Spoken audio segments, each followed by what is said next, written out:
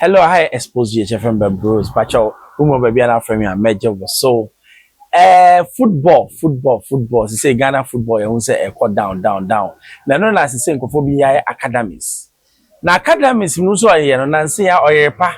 Eba say, Abemua, young boy, 14, 15, 16. Sabe, ni mame de na academy no. Coach na ko bu ni tuagu.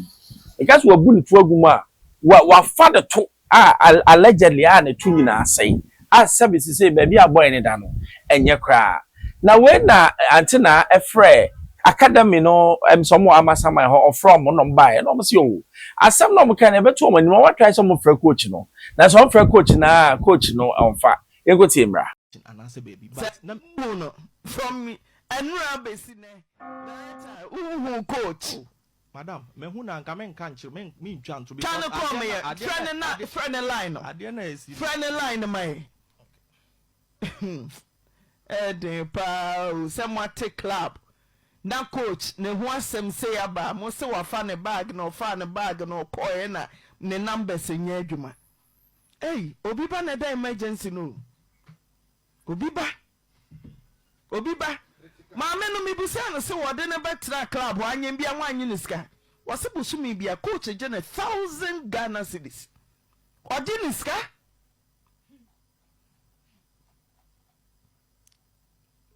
Eja coach na wose ne phone adum e na ring no fato speaker ne ente.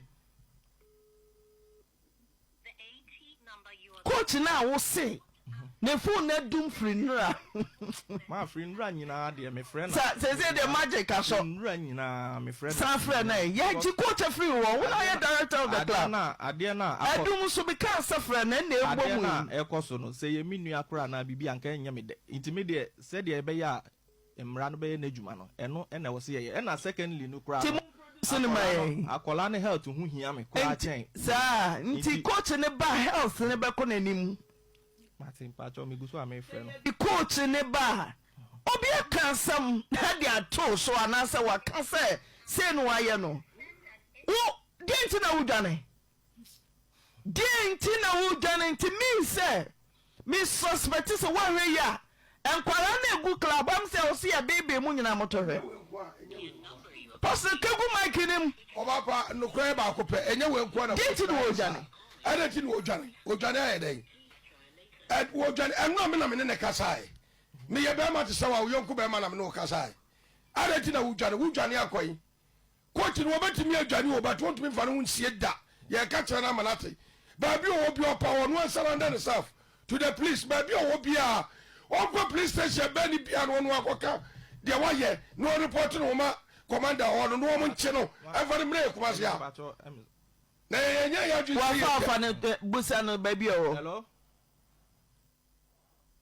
Hello? Yeah, Koji. Mema oni omunkasa. Okay, nti. Me pacho, e wo se oba.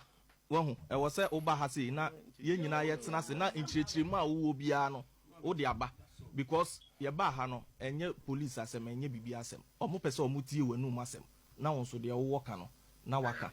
Ba se Sisi ano utie me sisi ano wankasa enu mom na ebema alert say ade na omo ka no kra no kra nti wusu kire mu bia wo bia no mesrew na wo de aba na afi ye hu na bibia dadin why nti miss try hold on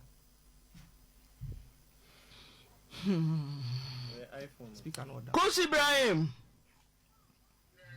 who fine sisi Coach Ibrahim, who are fine CCA? Amasamai. And we are tea and can now Auntie Naa.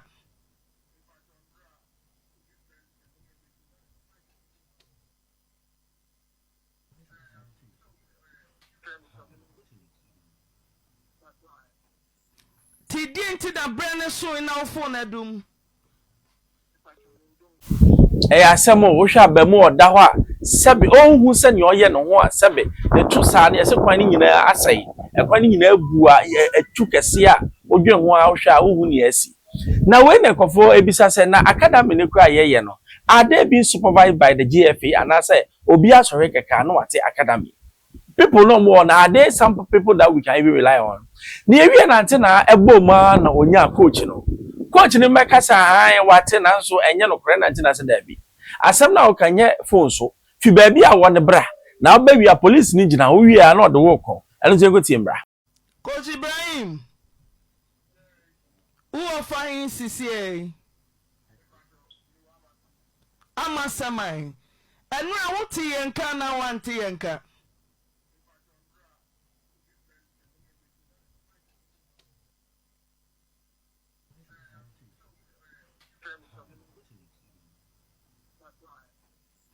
Ti dinti da brand so in our phone adum.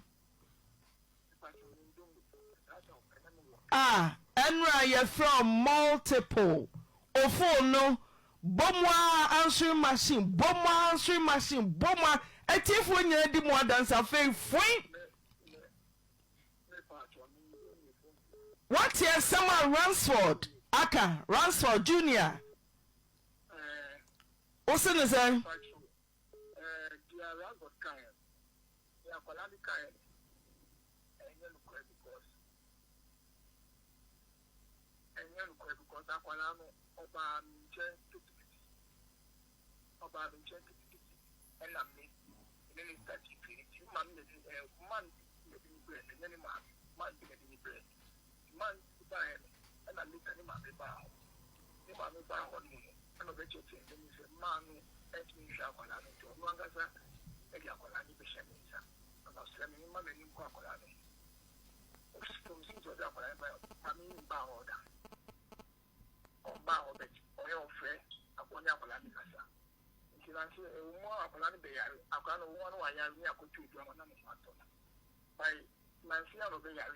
Coach, asem na abana yenka ne telephone so. Ya fro over 24 hours. Wane musifo etimi afri ama samayin senkran eduru ha. Bu coach na asam fa wo ho no. Adenti na word. Coach, amfa asem ni niagro.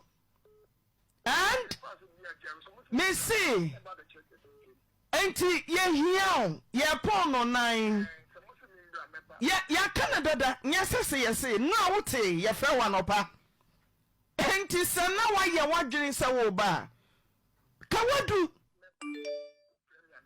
ya fro da nyase ye fe wa ye hiao tiensa beda kan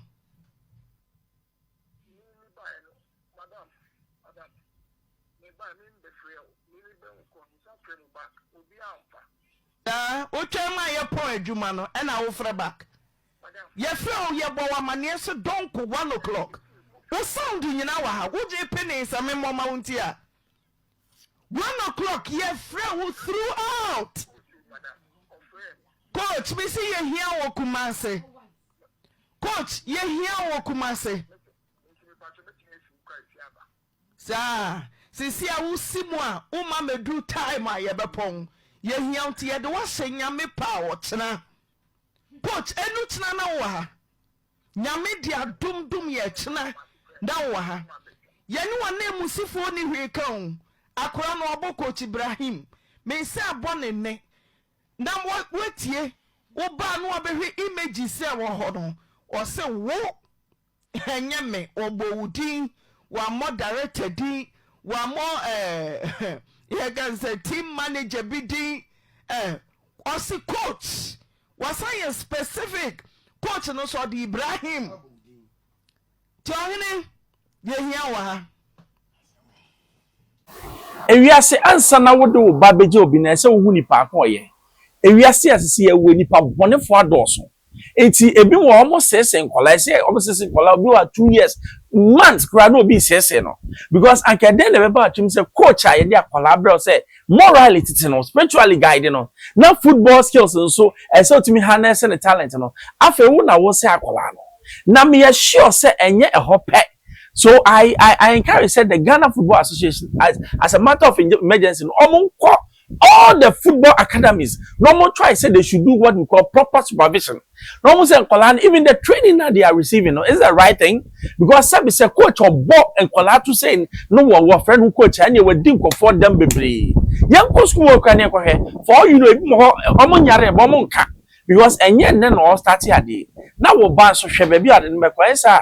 Why should you not do back to a man? I expose HFM members. Also subscribe me to super announce like manuals.